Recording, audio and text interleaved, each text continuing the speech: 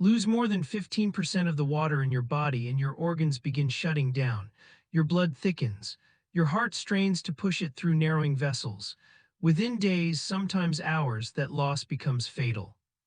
Somewhere in one of the hottest deserts on Earth, an animal loses nearly half of that percentage in body water again and again and simply keeps walking.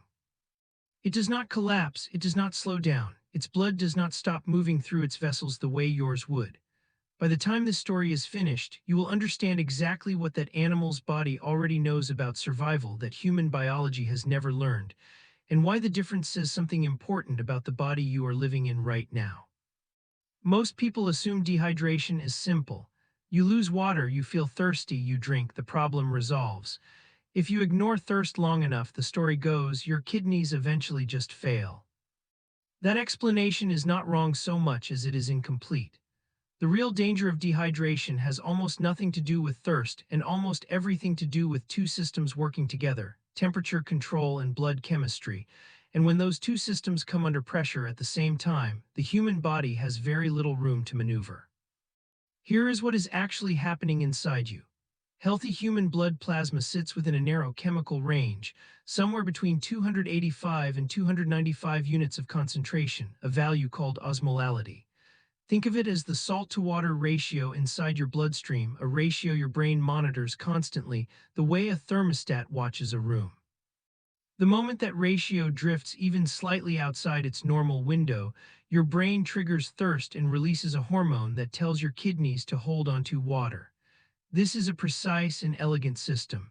It is also a system with almost no tolerance for error. At the same time, your body is fighting a second battle, heat. Human core temperature stays locked within about 1 degree of 37 degrees Celsius.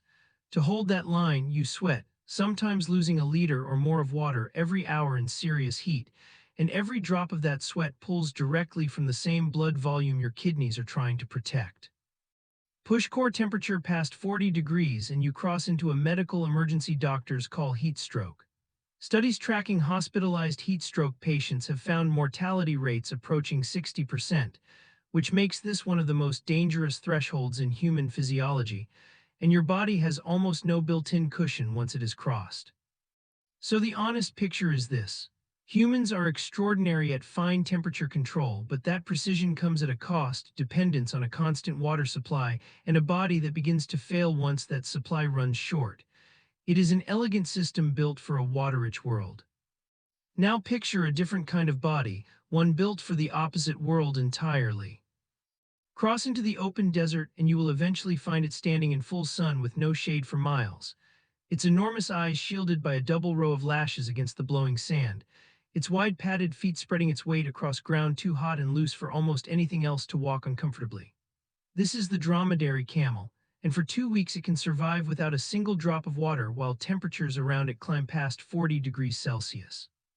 Scientists have measured camels losing between 25 and 40% of their total body weight in water, levels that would be catastrophic, even lethal in a human being.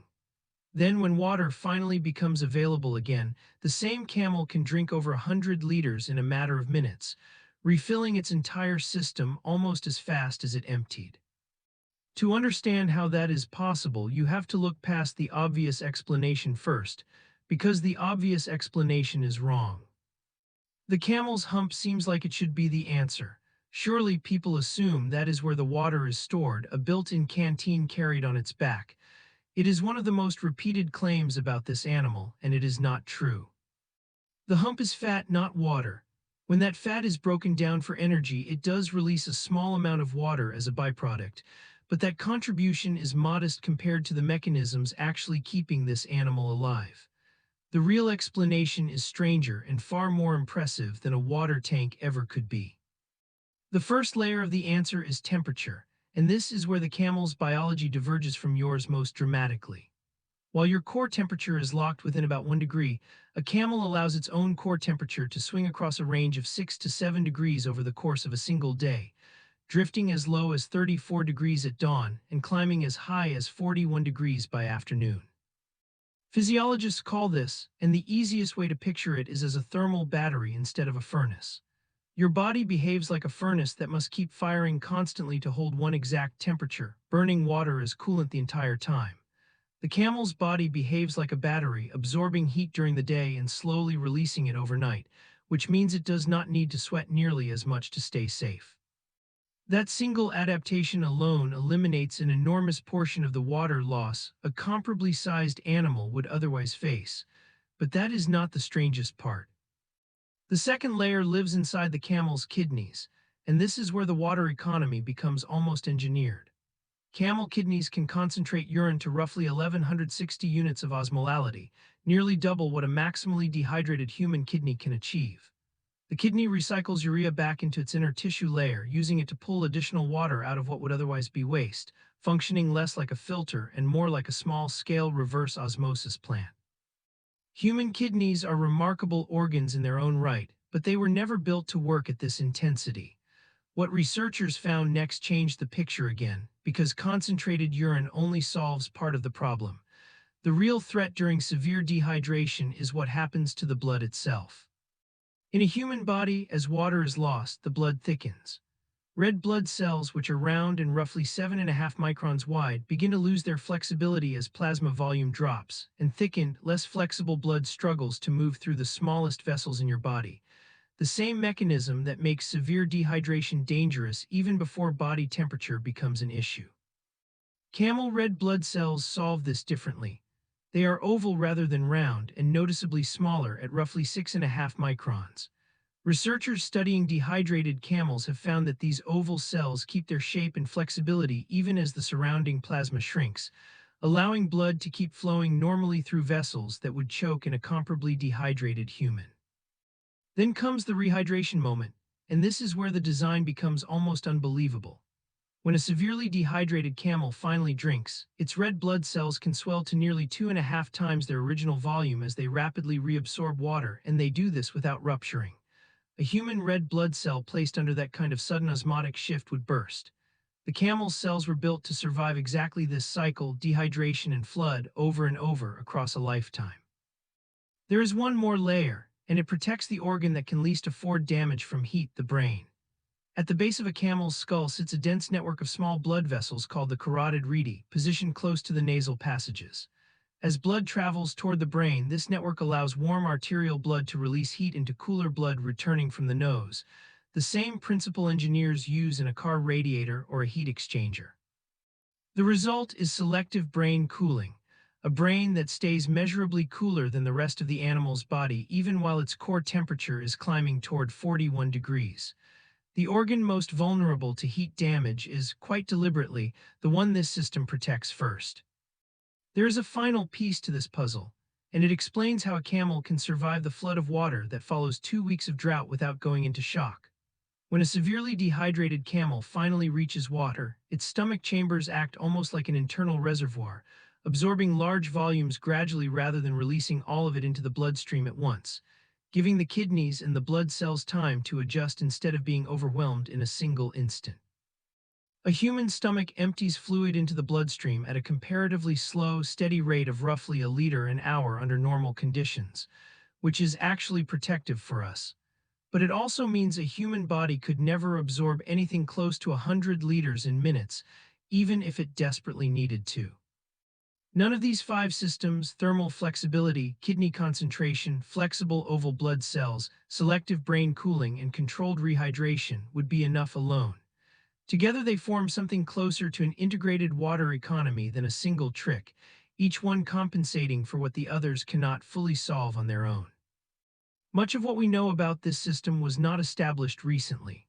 In the early 1950s, a physiologist named led a series of field studies on camels in North Africa, later extended by researchers working with camels in Australia, and those measurements became the foundation for almost everything scientists understand about desert survival today. His book on the subject, published in the 1960s, is still treated as the reference point comparative physiologists return to whenever they study how animals manage extreme heat and water scarcity. What makes that history worth mentioning is not nostalgia, it is confidence. These are not new or speculative claims about camel biology. They are measurements that have been checked, repeated, and confirmed across decades of research, which is part of why the comparison to human physiology carries real scientific weight rather than casual analogy. To understand why this animal evolved a body so different from yours, you have to go back tens of millions of years, long before camels ever reached a desert. The camel family actually originated in North America during the Eocene epoch and only later migrated across a land bridge into Asia and Africa, eventually giving rise to the dromedary and its two-humped relative, the Bactrian camel. As those populations spread into increasingly arid, temperature-extreme environments, the pressure was relentless and specific. Water was unpredictable, heat was constant. Any individual whose body could stretch its temperature range, concentrate its urine further, or keep its blood flowing longer without water had a direct survival advantage. And over enormous stretches of time, those advantages compounded into the physiology we see today. Not every relative of the camel took this path, and that detail matters. Llamas and alpacas, close cousins living in the cooler mountains of South America, show only partial versions of these adaptations: weaker temperature swings, less extreme kidney concentration, because the specific pressure of extreme heat and water scarcity was never as strong in their environment. The full suite of adaptations found in the dromedary is not something every member of this family inherited automatically. It is something the desert itself carved out through generations of selection, which tells researchers this was a direct, environment-driven response, rather than a trait the whole family simply carried by default. Humans faced a completely different set of pressures. Our lineage evolved largely in warmer but far more water-accessible environments, where the dominant challenge was not conserving water but dissipating heat quickly during sustained physical activity: hunting, foraging, moving across open ground for hours at a time. Sweating, paired with comparatively hairless skin, became our answer, an extraordinarily effective cooling system for a species that assumed water would usually be nearby. That assumption is the entire story. Human physiology was never designed around scarcity, it was designed around access, and for most of our evolutionary history that assumption held up reasonably well. It does not hold up nearly as well now. Modern life places millions of people directly into camel-like heat conditions without a single camel-like adaptation to protect them: agricultural workers, construction crews, delivery drivers, athletes training outdoors, all operating in temperatures and durations of heat exposure our biology never anticipated. Public health researchers have connected this exact mismatch to a rise in heat-related kidney injury among outdoor workers, including a pattern of chronic kidney disease appearing in relatively young, otherwise healthy laborers in hot regions, a condition tied directly to repeated dehydration and heat strain over years of exposure. Climate research groups tracking heat health impacts describe this as one of the clearest examples of environment outpacing biology in real time. An ancestral human, moving through a landscape with predictable water sources and lower average temperatures, rarely faced the combined stress of extreme heat and prolonged water restriction for hours at a stretch. A modern outdoor laborer, an endurance athlete, or a soldier operating in extreme heat now faces that combination routinely, using a cooling system evolved for a gentler world. You can see this mismatch play out in ordinary moments. Most people never connect to any of this. A construction worker who feels foggy and irritable by early afternoon is not simply tired. That fog is often an early signal of rising plasma osmolality, the same threshold camels are built to tolerate and human brains are not. A runner who feels a headache build midway through a long race in summer heat is experiencing the earliest edge of the same physiological drift that, left unmanaged, leads toward heat stroke. Older adults face a version of this mismatch that is easy to overlook. As the body ages, the skin's blood flow response to heat weakens and the sense of thirst becomes less reliable, so an older person can drift toward dangerous dehydration without ever feeling especially thirsty. A quiet vulnerability that has nothing to do with willpower and everything to do with a cooling system that was never built to run this long in the first place. This is also where biology and behavior start feeding each other, and it is worth pausing on that loop. Rising plasma osmolality does not just strain the kidneys, it measurably affects mood and judgment, which is why heat-stressed workers report more irritability and slower decision-making long before anyone would call them medically dehydrated. That mental fog then makes people less likely to notice their own warning signs, less likely to pause and drink, less likely to seek shade, which in turn drives the body further into the exact physiological drift that started the problem. Understanding that loop, biology shaping mood, mood shaping behavior, behavior shaping biology, is often more useful in practice than any single statistic about water loss. None of this means a person should try to imitate a camel, and it is worth being direct about that limit. You cannot train your kidneys to concentrate urine like a camel's, and you should not attempt to replicate a camel's tolerance for heat or water loss through willpower or endurance alone, since human thresholds for injury are fixed by biology, not attitude. What the comparison does offer is a clearer, evidence-based way to manage the body you actually have. Research on human heat physiology consistently supports drinking in response to thirst rather than forcing large volumes preemptively, since thirst tracks plasma osmolality reasonably well in most healthy people and carries its own risks. Heat acclimation, meaning repeated gradual exposure to heat over roughly 10 to 14 days, has been shown to expand blood plasma volume and improve the body's cooling efficiency, a modest, human-scaled echo of the flexibility a camel carries permanently. For anyone working or exercising in serious heat, recognizing early symptoms, confusion, irritability, a stopped sweat response, matters far more than any single hydration trick, because those symptoms often arrive before a person feels seriously unwell. Simple, unglamorous habits do most of the real protective work here. Spacing water intake evenly across a hot day rather than drinking in large amounts all at once keeps plasma osmolality more stable, and pairing that water with normal meals helps replace the sodium lost through sweat, since water alone without any salt replacement can occasionally dilute the blood in ways that cause their own problems. None of these habits are dramatic, and that is precisely the point, since the camel's advantage was never about a single dramatic act but about a body engineered layer by layer to never let the problem escalate in the first place. Which brings us back to where this story started, a body that loses 15% of its water and begins to fail, standing next to a body that loses 40% and simply keeps walking. The difference was never about willpower or toughness or one clever trick hidden in a hump.